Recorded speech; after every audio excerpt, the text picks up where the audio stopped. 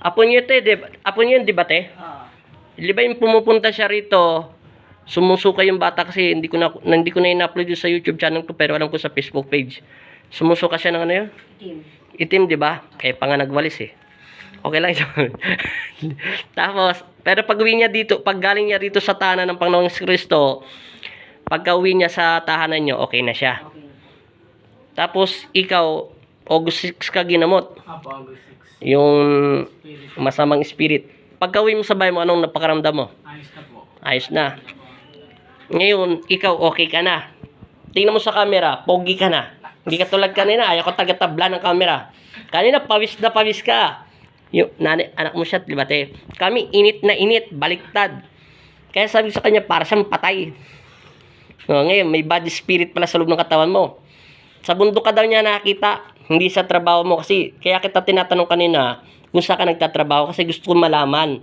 Malay mo, doon mo siya sa kalsada nakita o kaya doon sa trabaho na kung anumang malaking pinapagawa niyong bahay, etc. Kasi meron akong ginagamit. Minsan gusto ko malaman lahat ng detalye. Kita mo yung kamay niya, sobrang lakas. Tinokontrol mo ba yung kamay mo? Yung kaliwete mo? Parang hindi ko talaga magalaw yung kamay niya kahit uga, hindi ko mauga. Ha? Kaya nga tutusin mo mahina siya, 'di ba? Nilalamig. Nilalamig siya, nilalamig. Isipin mo nilalamig 'yan ang isang tao pag nilalamig at may sakit ka. Natural ang mga kalamnam mo, mga walang puwersa, 'di ba? Pero nagulat ako, ginalaw ko yung kanang kamay ko. Binukak ko na ngayon kaliwa ko yung paa para itulak ko siya. Hindi ko talaga siya matulak. Yung daliri niya nga, hindi nababali. Parang bakal na po. Isipin mo yung daliri, ginaganon ko ng dalawang daliri ko. Dapat itong daliri mo to, tutupito pa atras, di ba? Subukan mo kayo isang daliring hawakan, itulak mo ng ganyan, di ba? Di ba?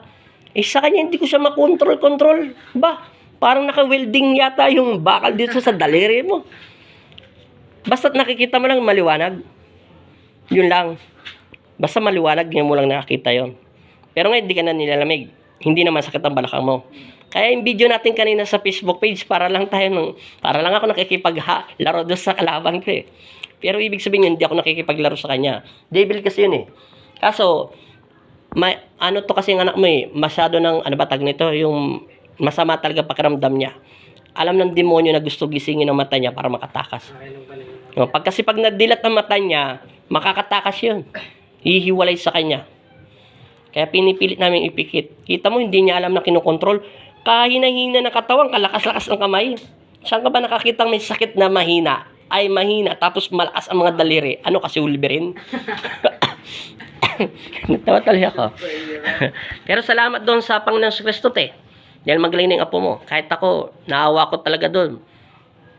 Paano mo, kumain siya ng champurado. Tapos tsaka dinuguan, pinaghalo-halo, no? Sus, dami rito. Sige, ingat ka. God bless. Pagdating sa bahay, alam mo na yan, ha? Punta ka doon minsan sa Facebook page. Malay mo sa isang taon. Para malaman kong number niyo. Papuntahin ko na lang kayo. Salamat. Ingat kayo. God bless. Thank you, ha? Ano ba ang petsa ngayon? Lunes ngayon, no? August 10. 10 ba ngayon? 9. August 9. Sige, ingat. God bless. Thank you. Ingat.